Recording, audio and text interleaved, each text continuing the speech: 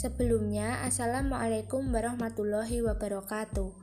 Saya Frinkan Mega Pratiwi NIM 192111049 dari Program Studi Hukum Ekonomi Syariah 4B selaku pemateri pertama dari kelompok 7 akan sedikit menyampaikan materi tentang asuransi atau at-ta'min. Sebelum masuk ke dalam pembahasan, saya akan menyampaikan terlebih dahulu rujukan dari materi yang akan saya sampaikan. Saya merujuk pada buku yang berjudul Pengantar Asuransi Syariah karya Nurul Ihsan Hasan MA tahun 2014 cetakan pertama. Kemudian dalam artikel yang berjudul Aspek-aspek syariah dalam asuransi syariah yang ditulis oleh Muhammad Toin dan Ani dalam Jurnal Ilmiah Ekonomi Islam volume 1 nomor 1 tahun 2015. Kemudian artikel yang berjudul Analisa Penerapan Prinsip Syariah dalam Asuransi yang ditulis oleh Teguh Suripto dan Abdullah Salam dalam Jurnal Ekonomi Syariah Indonesia volume 7 nomor 2 tahun 2017. Baik, sebelum membahas jauh tentang asuransi, tentu kita perlu tahu apa asuransi itu. Di dalam bahasa Arab, asuransi disebut at-ta'min, penanggung disebut mu'amin, sedangkan tertanggung disebut mu'amman lahu atau musta'min. Yang dimaksud tertanggung dan penanggung yang sudah dijelaskan tadi, dari pihak penanggung diartikan sebagai badan yang akan menanggung asuransi dari pihak yang tertanggung. Pihak yang tertanggung itu pihak yang akan mengasuransikan dirinya ke pihak penanggung. Kemudian untuk mentakminkan sesuatu, artinya seseorang membayar atau menyerahkan uang cicilan agar ia atau ahli warisnya mendapatkan sejumlah uang sebagaimana yang telah disepakati atau untuk mendapatkan ganti terhadap hartanya yang hilang itu.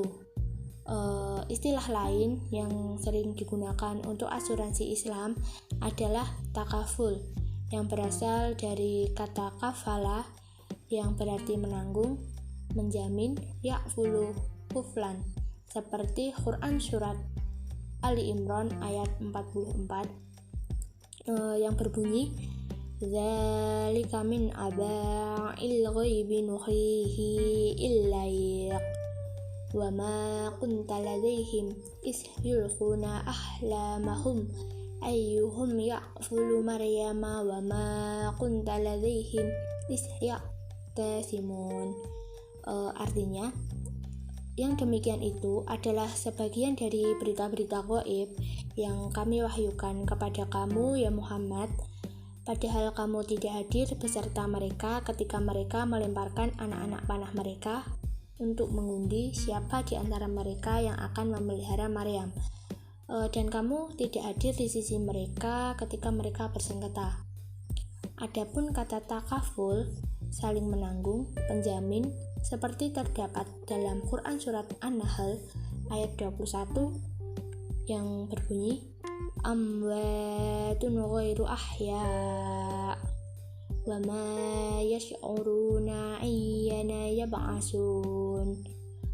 Artinya, berhala-berhala itu benda mati tidak hidup, dan berhala-berhala tidak mengetahui bilakah penyembah-penyembahnya akan dibangkitkan.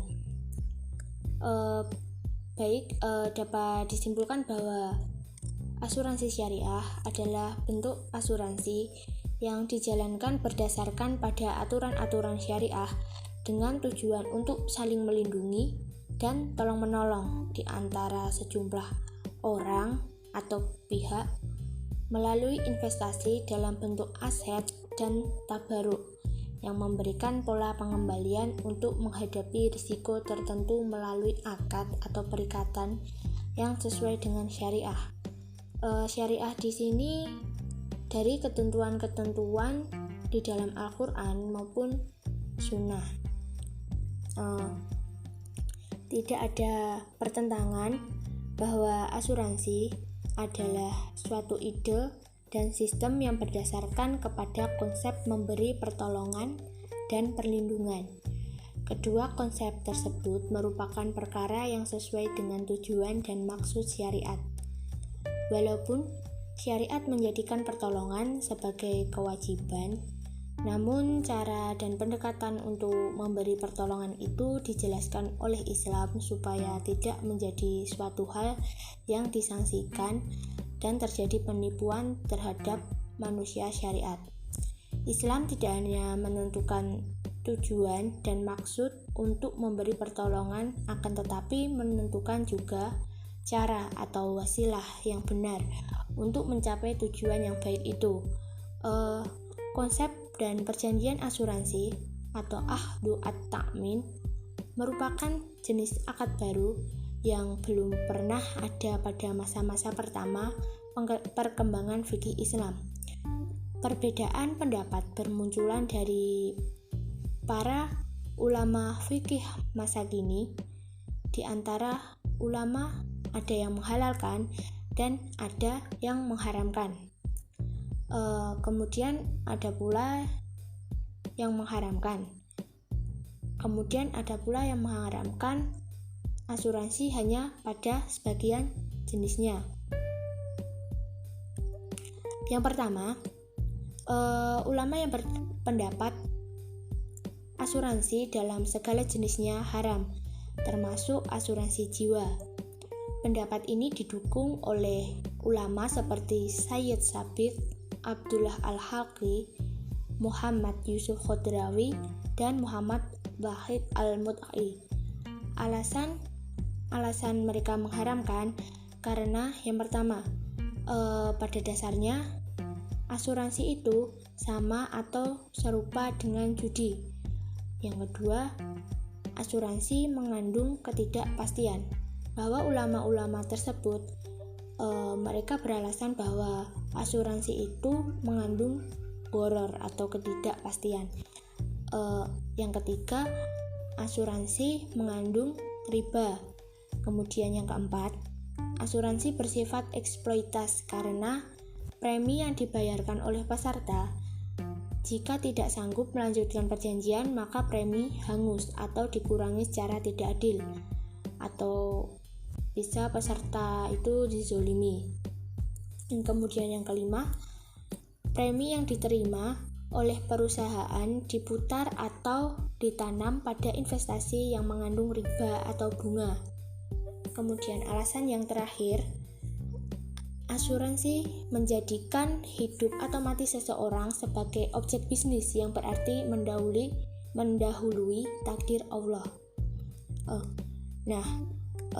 Pendapat kalangan ulama yang pertama ini mengarah pada praktik asuransi konvensional yang mengandung gharar, ketidakpastian, maisir atau untung-untungan dan riba, serta menempatkan posisi peserta sebagai pihak yang terzolimi karena adanya loss premium.